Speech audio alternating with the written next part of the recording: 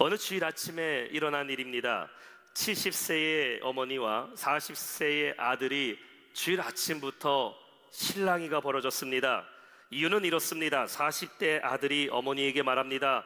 엄마, 더 이상 교회 가기가 싫습니다. 예배 드리러 가기가 너무 싫어요. 이제는 교회도 가고 싶지 않고 예배도 드리고 싶지 않습니다 라고 말하게 됩니다. 이렇게 말하자 그 어머니가 걱정 섞인 목소리로 말하죠. 아들아, 왜 그러냐고, 한번 그 이유나 한번 얘기해 보라고 말하게 됩니다. 그저 아들이요, 교회 가기 싫은 세 가지 이유를 말하게 되는데, 첫 번째는 이겁니다. 주일 아침에 일찍 일어나는 것이 너무 힘들다라는 것입니다. 모처럼 만에 휴일인데 늦잠도 많이 자고 싶고, 모처럼 만에 이 일요일 날 푹 자고 싶은데 고개를 끄덕이시며 공감하시는 분들이 계시네요. 모처럼 주일날에 푹 자고 싶은데 일찍 일어나서 교회 가는 게 여간 힘들다라는 것이죠. 두 번째 아들이 이유를 말하는데, 예배 드릴 때마다 이 대표 기도가 얼마나 길고 지루한지, 여러분 우리 교회는 대표 기도를 우리 장로님들 얼마나 짧게 하시는지 감사하시기 바랍니다. 제가 어느 교회 대표 기도 들어보니까 넘겨도 한 15분 대표 기도 하시더라고요. 설교가 20분인데 대표 기도가 15분이고 우리 교회는 기도를 얼마나 짧게 하시는지. 근데 얘기하는 거예요. 대표 기도가 얼마나 길고 지루한지 기도 듣기 싫어서 예배 가기 싫다라는 것입니다. 세 번째 아들이 이유를 말합니다. 성가대가 찬양을 부를 때에 화음도 제대로 맞지 않고 은혜가 되지 않아서 성가대 때문에 예배 드리고 가기 싫다라고 말합니다. 우리 임마누엘 성가대 절대 여러분 얘기하는 거 아니에요. 우리 임마누엘 성가대 오늘 찬양 너무나 은혜로운 찬양인 줄 믿습니다. 근데 이렇게 얘기한 겁니다. 아들의 이야기를 가만히 듣고 있던 어머니가요, 그래도 이 아들에게 교회 가서 예배 드려야 될 이유에 대해서 말하게 되는데, 첫 번째 말합니다. 아들아, 예배는 하나님께서 반드시 우리에게 명령하신 거기 때문에 예배는 선택이 아니라 필수다. 반드시 주일날에는 교회 가서 예배 드려야 된다라고 말하게 돼요. 두 번째 아들에게 말합니다. 예배하러 가는 것은 사람 보러 가는 것, 사람 만나러 가는 것이 아니라 하나님 만나러 가는 것이 예배다. 대표 기도가 누구를 하든 성가대가 어떤 찬양을 부르든지 간에 그거 보는 것이 아니라 예배 때 하나님 만나고 하나님을 위해 드리는 예배이기 때문에 그래서 예배 가야 된다라고 말하게 돼요. 마지막 세 번째 아주 중요한 이유를 말합니다. 아들아, 네가 교회 가서 꼭 예배 드려야 될 이유가 여기 있는데, 그건 바로 네가 우리 교회 담임 목사기 때문에 교회 가서 예배 드려야 된다라는 것이에요. 여러분, 이게 제 이야기가 아닙니다. 누군가 웃자고 한 이야기겠죠. 여러분, 성도님들만 예배 드리러 가는 것이 불편한 게 아닙니다. 목회자도 때로는 예배 드리러 가기 싫을 때가 있어요. 예배가 부담스럽게 느껴질 때가 있고, 예배 드리러 가는 발걸음이 무겁게 느껴질 때가 왜 없겠습니까? 오늘 여러분은 어떤 마음으로 예배 드리러 오셨습니까? 우리는 얼마나 예배를 사모하고 계십니까? 오늘 요한복음 4장 23절에 예수님께서는 이렇게 말씀하고 계셔요. 아버지께 참되게 예배하는 자들은 영과 진리로 예배할 때가 오나니 곧 이때라. 아버지께서는 자기에게 이렇게 예배하는 자들을 찾으시느니라. 하나님이 누구를 찾으신다라고 말씀하고 계셔요. 참되게 예배하는 자들, 영어 성경에 보면 The true worshipper를 찾고 계신다고 말씀하고 있어요. 예배라는 것이 그냥 우리가 드리는 예배가 있는가 하면은 참된 예배, true worship이 있다고 말씀하고 있습니다. 예배를 영과 진리로 참된 예배를 드리는 자들이 있는가 하면은 흔하게 얘기하는 예배 보러 간다 라고 말하는 예배를 관람하는 사람들도 있다라는 것입니다. 제가 미국에서 미국 교회를 들어가게 됐을 때 예배 시간표를 보게 되는데, 예배 시간표를 이렇게 써놨더라고요. 서비스 타임이라고 썼습니다. 서비스 타임. 제가 그때 처음 이제 미국 가서 봤을 때 저 말이 이해가 안 됐어요.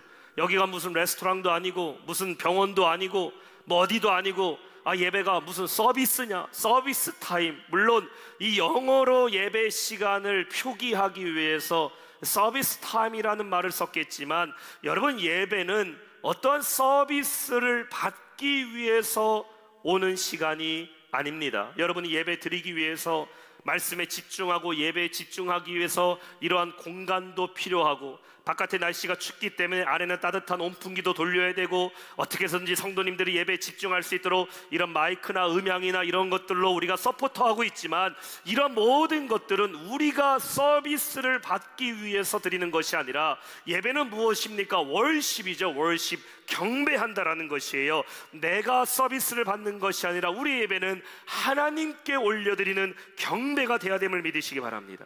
왜냐하면 오늘 이곳에 누가 계셔요? 하나님이 여러분과 함께 하심을 믿으시기 바랍니다. 아까 잠깐 들었잖아요. 예배 시간에 잡음이 들려옵니다. 누가 말한 것도 아닌데 사람들의 소리가 들려오기 시작해요. 마이크로폰에서 나오는 주파수 때문에 우리가 보이지 않는 것에 소리라는 것이 들리게 되는 것처럼, 하나님은 이곳에 보이지 않지만 하나님이 안 계신 것이 아니라 지금 여러분과 이곳에 우리와 하나님은 함께 계심을 믿으시기 바랍니다. 이것이 바로 무엇입니까? 우리가 드려야 될 영적 예배라는 것이죠. 오늘 본문은 예수님께서 수가성에 있는 사마리아 여인을 만난 사건을 기록하고 있어요. 그리고 예수님을 만난 이 여인은 자신의 삶에 있던 깊은 그 갈증의 문제를 해결받게 되었습니다. 무엇보다 살아있는 리빙 월십이 무엇인지에 대한 그 해답을 얻게 되었어요.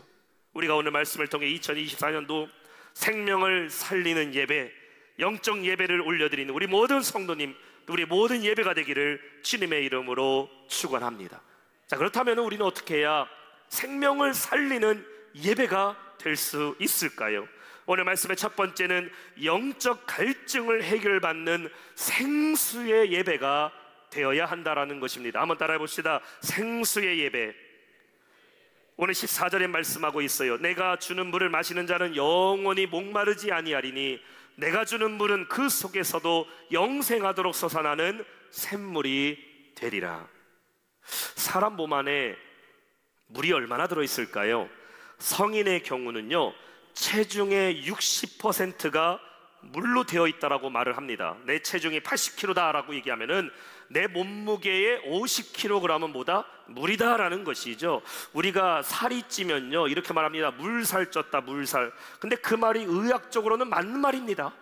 몸의 60%가 살이니까요, 여러분 체중의 반 이상이 물이다라고 생각하시면 돼요. 사람의 몸에서 가장 중요한 역할을 하는 뇌는 80%가 물로 되어 있어요. 물 빼면 20%밖에 남지 않는 겁니다. 여러분, 우리가 볼 수 있는 안구, 눈은요 90%가 물입니다. 눈에서 물 빼버리면 10%밖에 남질 않아요. 사람의 피도 얼마나 물이 되어 있을까? 여러분, 피가요 빨갛고 진하지만 피의 90%는 물로 되어 있어요. 그래서 피는 물보다 진하다 뭐 이렇게 얘기하는데, 사실 그 말 틀린 겁니다. 물이 90%고 피는 10%밖에 되진 않아요. 사람의 근육도 몇 %가 물로 되어 있을까? 우리가 덩치 큰 사람이 힘을 쓰지 못하면요, 그거 갖다 뭐라고 얘기합니까? 저 물근육이라고, 물근육. 근데 사람의 근육이요 76%가 물로 되어 있어요. 그러니까 누군가에게 물살이다, 물근육이다 우습게 보지 마시기 바랍니다. 왜냐하면 진짜 물로 되어 있기 때문에. 어떤 분들 말해요. 야, 사람을 물로 보냐? 맞는 말입니다. 우리는 물로 본다고 해도 틀린 말이 아니에요. 우리 몸의 전부는 다 물로 되어 있다라는 것이죠. 이렇게 사람 몸속에 물이 많이 들어있는데, 여러분 만약에 물이 없게 된다면 어떻게 될까요? 언제 사람이 심각한 갈증을 느끼게 되는가? 내 체중의 1%의 물만 손실이 돼도요, 그 사람은 심각한 갈증을 느끼게 된대요. 60kg인 사람이 600g의 물만 소실되게 되면은 목이 타들어가는 심각한 갈증을 느끼게 되는 겁니다. 600mg 얼마 되지 않잖아요. 또 사람의 몸에 3에서 4%의 수분이 부족하게 되면 급격한 피로를 느끼게 되고, 체내의 5%의 수분이 부족하게 되면은 체온을 조절할 능력을 잃어버리게 돼서 혼수 상태가 돼요. 여러분 몸에 10%의 물이 없다면은 사람은 사망하게 되는 겁니다. 그래서 아무리 내가 물을 싫어하는 사람이라 할지라도, 우리 여성분들 중에서는 물 싫어하시는 분들 계시죠? 아무리 내가 물을 싫어한다 할지라도요, 자기 몸에 1%의 물만 모자라게 돼도요, 극심한 갈증으로 자연스럽게 물을 찾게 된다는 것이에요. 여러분, 예배는 무엇일까? 예배, 오늘 말씀을 근거로 살펴볼 때에 예배라는 것은 무엇이에요? 우리 안에 있는 그 영적인 갈급함이 채워지는 예배가 되어야 될 줄로 믿습니다. 내 몸에 물이 1%만 모자라도 심한 갈증을 느끼고 있듯이, 우리 심령에 은혜가 1%만 모자라도 우리는 심한 영적 갈증을 느끼는 그 갈급한 심령으로 예배해야 된다는 것이에요. 오늘 본문에 예수님은 사마리아 여인을 만나게 돼요. 우물가에서 만났어요. 한낮에 정오에 물을 기르러 왔던 이 여인은 어떠한 목마름이 있었습니까? 단지 이 여인이 들고 왔던 그 비어있는 항아리와 같이 이 여인은 자신이 마실 물에 대한 갈급함만 있던 게 아닙니다. 여인의 삶을 가만히 들여다보게 되면은 이 여인 안에는 영적인 갈급함이 있었다라는 것을 보게 돼요. 인생에 대한 심한 갈증의 문제가 여인에게는 있었습니다. 이 여인에게 5명의 남편이 있었어요. 지금은 6번째 남자와 살고 있지만 여전히 이 사람도 자신 있게 내 남편이라고 말하지 못하는 이 여인에게는 감추어진 인생의 아픈 과거가 있고, 6번째 남자와 살고 있지만 그래도 여전히 채울 수 없는 인생의 공허함 가운데 살아가고 있었다는 것이에요. 이러한 깊은 영적 갈증에 있던 여인에 찾아오신 예수님이 무엇으로 이 여인을 채워주십니까?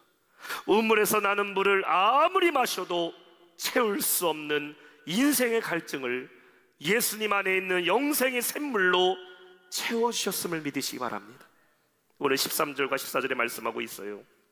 예수께서 대답하여 이르시되 이 물을 마시는 자마다 다시 목마르려니와 내가 주는 물을 마시는 자는 영원히 목마르지 아니하리니 내가 주는 물은 그 속에서 영생하도록 솟아나는 샘물이 되리라. 우물에서 나오는 물을 아무리 많이 마셔도 다음 날이 되면 또다시 갈증을 느끼게 돼요. 여러분, 어저께 1리터의 물을 마셨다고 해서 오늘 목 안 마릅니까? 아닙니다. 우리는 여전히 목마르고 있어요. 인생의 갈증의 문제는 세상에서 해결될 수 있는 것이 아니라는 것입니다. 내가 많이 소유하고 많이 배우고 많이 이루었다고 사람 안에 있는 갈증의 문제를 해결받을 수가 있어요? 아니라는 것 우리 잘 알고 있잖아요.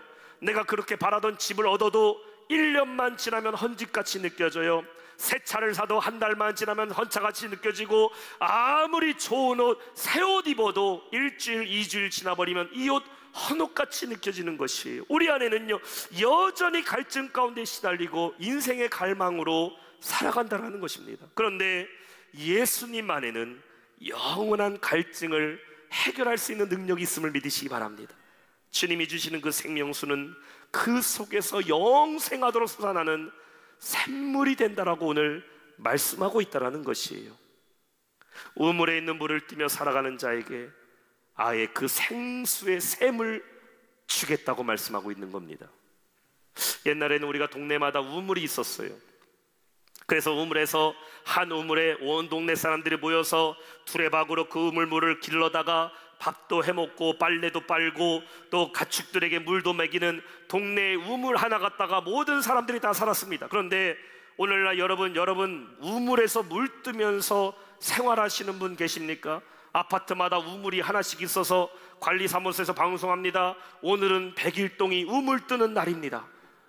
이런 집에 사시는 분 아무도 안 계셔요. 오늘날 여러분 물 필요할 때는 어떻게 씁니까? 집안에서 수도꼭지 틀면요, 물이 콸콸콸콸 쏟아지게 됩니다. 집집마다 다 물이 있어요. 그렇죠. 예수님이 말씀하시는 영원히 목마르지 않는 샘물은 무엇일까? 예수님 자체가 생수의 근원이시기 때문에 그 주님을 믿는 자, 예수님 안에 거하고 예수를 믿는 자는 영원히 샘솟는 생수와 같은 예수님의 그 은혜가 여러분 심령마다 임하게 되었음을 믿으시기 바랍니다. 그것이 무엇이냐? 바로 생수의 은혜가 있는 예배라는 것이에요. 여러분, 이 예배를 통하여 생수의 근원 되시는 주님을 만나는 생수의 예배가 되기를 주님의 이름으로 축원합니다. 인생의 깊은 갈증을 느끼는 자가 예배를 통해 주님 만나게 되는 것이고, 그 마르지 않는 생수와 같은 하나님의 은혜를 이 시간 경험하게 되는 것. 사랑하는 성도 여러분, 오늘 여러분의 삶에 어떤 목마름이 있어요? 내 인생의 깊은 갈증, 고통받고 있습니까? 혹은 내 삶 가운데 해결되지 않은 문제가 있어요? 오늘 예배를 통해 생수의 근원 되시는 주님을 만나시기를 축원합니다. 예배 가운데 기도하는 중에 주님 나에게 말씀하여 주시고, 찬송하는 중에 내 안에 기쁨이 샘솟게 하시고, 인생의 갈증으로 해결되지 못한 문제 예배하는 중에 해결받는 역사가 나타나게 될 줄로 믿습니다. 시편 42편 1절에 다윗은 말하고 있어요. 하나님이여 사슴이 시냇물을 찾기에 갈급한 같이 내 영혼이 주를 찾기에 갈급하나이다. 여기서 갈급하다라는 말이 원어로는 아라크라는 말이에요. 헐떡이다, 갈망하다. 한번 따라해 볼까요? 헐떡이다, 갈망하다. 무엇에 대해 헐떡이고 무엇에 대해 갈망해요? 주님이 주시는 그 은혜에 목마르다라는 것이죠. 여러분, 예배 가운데 하나님은 우리에게 은혜를 베풀어 주심을 믿으시기 바랍니다. 이 한 시간의 예배가 갈망하는 자들에게는 그 영혼의 갈증을 해결하는 예배가 될 줄 믿습니다. 문제는 무엇일까? 내 영혼은 지금 목말라 있는데, 갈급한 가운데 있는데, 그 영적인 갈망을 알지 못하는 게 문제입니다. 감지하지 못하는 게 문제예요. 내 영혼은 지금 은혜에 헐떡이고 있음에도 나는 그저 육신의 갈증만 해결하고 산다면 그게 문제예요. 그러나 오늘도 내가 영적 갈급함으로 예배하는 자, 사슴이 시냇물을 찾기에 갈급한 것 같이 주님의 은혜를 구하는 자에게 우리 주님은 넘치는 생수의 은혜로 우리 예배 가운데 채워주실 줄로 믿습니다. 두 번째, 생명을 살리는 예배는 무슨 예배일까? 영적인 예배입니다. 한번 따라합시다. 영적인 예배. 우리 한번 23절 말씀을 한 목소리 읽어볼까요? 시작. 아버지께 참되게 예배하는 자들은 아버지께서는 자기에게 이렇게 예배하는 자들을 찾으시느니라. 아멘. 우리말 속담에 지성이면 감천이다라는 말이 있어요. 그 말의 의미가 무엇일까요? 정성이 지극하면 하늘도 감동한다라는 뜻을 가지고 있습니다. 그래서 과거에 우리나라에 보면은 사극이나 이런 드라마를 보게 되면은 달이 밝은 날 밤에 이렇게 물 한 접시 떠다 놓고 열심히 장독대라든지 어디에 가서 별을 보고서 비는 장면 나올 때가 있습니다. 비나이다, 비나이다 하면은 마치 하늘에 있는 저 달님과 별님이 그 기도에 응답하실 거라고 생각했어요. 지성이면 감천이다라고 생각했습니다. 제가 한 번은 속리산에 간 적이 있어요. 충북을 대표하는 산이죠. 속리산에 갔더니 거기서 큰 절이 보입니다. 법주사라는 절이 있더라고요. 절에 가려고 간 것이 아니라 우리나라 명산에 가면은 죄다 절이 입구를 지키고 있어서 지나가야 되만 했습니다. 그래서 그 법주사에 가게 되는데 절이 얼마나 큰지, 저는 절 가면은 법당이 하나만 있는 줄 알았는데 법당이 여러 군데에 다 세워져 있어요. 가운데 큰 법당, 큰 부처가 있는 법당이 있는가 하면은 우측에는 작은 부처, 이쪽에는 또 하나 부처, 저기는 부처. 그래서 법당들이 질비합니다. 가만히 이렇게 보니까요, 다 종류가 틀리더라고요. 가장 큰 법당이 있는가 하면 이쪽에서는 이 남녀관계 중에 서로의 모든 이 혼례가 이루어지기 기도하는 법당, 또 여기 가면 아들을 낳게 해주는 법당, 또 저기 가면 무슨 금융포화, 그러니까 돈이 재물의 은이 있는 이런 부처상들이 다 있는 것을 보게 돼요. 또 한쪽에 가니까 큰 바위를 깎아다가 돌부처를 만들어 놨습니다. 근데 거기에요, 사람들이 이렇게 가서 기도하고 절하는 모습을 제가 가만히 지켜보는데 얼마나 열심히들 그 부처를 향하여 절을 하는지, 무릎이 다 닳고 바지가 다 그냥 흙이 묻고 그럴 정도로 비 오는 날 바닥이 축축한데 멍석 하나 깔아놓고 그 위에서 열심히 절을 합니다. 앞에서 절하고 이쪽 가서도 절하고 저쪽 가서도 절하고 저 돌부처 앞에서도 얼마나 열심히 절을 하고 있는지 제가 그 모습을 가만히 이렇게 지켜보게 됐어요. 그러면 이런 생각 들었습니다. 그 정도로 열심히 절을 하면 하늘도 감동해서 이 사람의 기도에 응답해 줄 것 같아 보이지만, 안타깝게도 그 부처, 그 우상을 향해 절하는 그 모든 열심은 다 헛된 열심이라는 것이에요. 열왕기상 18장에 보면은 바알과 아세라 우상을 섬기는 선지자 850명과 엘리야 선지자와의 싸우는 장면이 나오게 돼요. 먼저 바알과 아세라를 믿는 850명의 선지자들이 제단을 쌓고 제물을 올린 다음에 자신의 신들을 외치기 시작합니다. 바알이여 바알이여, 아세라여 아세라여, 우리의 기도에 응답하소서. 아침부터 정오까지 열심히 목이 터져라 외치는데 하늘에서는 아무런 소리가 들리지가 않아요.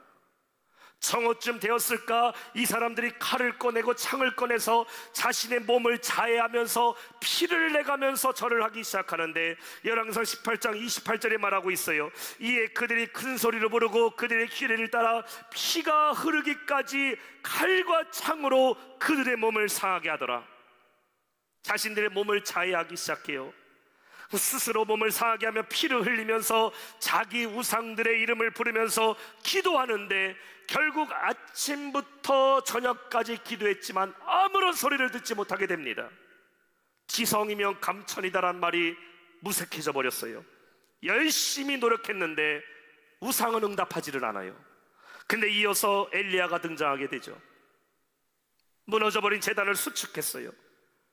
엘리야가 하늘을 바라보며 하나님의 이름을 부르며 기도하게 되는데 어떠한 일이 일어났습니까? 38장 39절에 말씀하고 있어요. 이에 여호와의 불이 내려서 번제물과 나무와 돌과 흙을 태우고 또 도랑의 물을 핫은지라. 모든 백성이 보고 엎드려 말하되 여호와 그는 하나님이시로다. 여호와 그는 하나님이시로다. 한번 따라합시다. 여호와 그는 하나님이시로다. 아멘. 엘리야가 하나님의 이름으로 기도할 때에 하늘에서 불이 내렸음을 믿으시기 바랍니다. 얼마나 많은 기적과 은혜를 경험하게 됐습니까? 나같이 연약한 사람, 나같이 죄인이 주님 만나 변화되었고 하나님의 자녀가 된 것, 그것만으로도 여러분 은혜입니다. 이제는 그 주님을 증언하는 예수님의 증인으로서의 삶을 살아가야 될 줄 믿습니다. 여전히 여러분이 주일날마다 은혜의 빈 물동이만 갖고 우물가에 왔다 갔다 하면 안 돼요. 한 주 동안 은혜를 다 쏟아버리고 주일날 은혜 채우고 다시 한 주 동안 물동이 다 비워버리고 그 물동이 들고 주일날 교회만 오는 것이 아니라 이제 여러분 물동이를 버려버리고 생수의 근원 되신 주님 여러분 마음에 모시고 마을로 내려가야 돼요. 사람들에게 가서 여러분이 만난 예수님을 증거하시길 바랍니다. 그럼 놀라운 역사는 일어나게 될 줄로 믿습니다. 아직도 내 안에 변화가 일어나지 않은 것 같으세요? 아직도 나는 누군가에게 복음을 전할 준비가 되지 않은 것 같습니까? 아닙니다. 이미 성령님이 우리와 함께 계셔요. 나가서 전하면 반드시 능력이 나타나게 될 줄로 믿습니다. 한번 따라합시다. 나가서 전하면 능력이 나타난다. 물동이를 버려두고 마을로 내려가 사람들을 만나 용기가 필요해요. 그러나 성령님이 함께 하신다는 걸 믿고 담대히 한번 전해보세요. 그럼 반드시 그 복음을 듣고 믿는 자들이 생겨날 줄로 믿습니다. 그럼 우리 예배는 생명을 살리는 예배가 되는 것이에요. 이 복음의 증인으로 변화되어 생명을 살리는 삶을 살아가는 우리 모든 성도 되시기를 주님의 이름으로 축원합니다. 오늘 말씀 맺겠습니다. 2024년도 우리 예배가 생명을 살리는 예배가 되어야 될 줄 믿습니다. 그렇게 하기 위해서 먼저 영적 갈증을 해결받는 생수의 예배가 시작돼야 돼요. 오늘날 여러분의 인생의 갈증이 무엇입니까? 갈망은 무엇입니까? 바다 한가운데 온통 물이 있지만 거기서 마실 물이 없어서 탈수증으로 죽어가는 것 같이 세상을 둘러보면 온통 다 내 것 같고 마실 물 같아 보이지만 사람들은 여전히 인생의 갈증을 느끼며 살아가고 있어요. 그런데 여기에 생수가 있습니다. 바로 예수님이 여러분의 생명의 근원이세요. 예배를 통해 여러분의 영적 갈증, 인생의 갈증, 육신의 갈증이 해결받는 역사가 임하기를 축원합니다. 그리고 성령의 충만함으로 예배드려야 돼요. 영적 예배, 예배마다 성령님의 충만함을 사모하세요. 성령님이 함께 하시지 않는다면 우리의 예배는 능력을 잃어버린 예배예요. 변화가 없는 예배입니다. 그러나 성령님이 이곳에 함께 하시면 말씀이 살아 움직여요. 믿어지게 되고 담대함이 생겨요. 성령께서 역사하시는 영적인 예배, 날마다 성령님과 함께 살아가는 참된 예배자들 되시기를 축원합니다. 마지막으로 그렇게 될 때 변화가 일어나야 돼요. 이제 여러분은 그리스도의 증인들이에요. 여러분의 은혜가 이곳에 멈춰 있으면 안 됩니다. 은혜는 흘러가야 돼요. 전파돼야 돼요. 그 생명을 살리는 예배가 계속돼야 돼요. 누구든지 이곳에 오는 자마다 변화를 받고 그리스도의 증인이 되는 예배, 생명을 살리는 예배를 드리는 우리 모든 성도 되시기를 주님의 이름으로 축원합니다.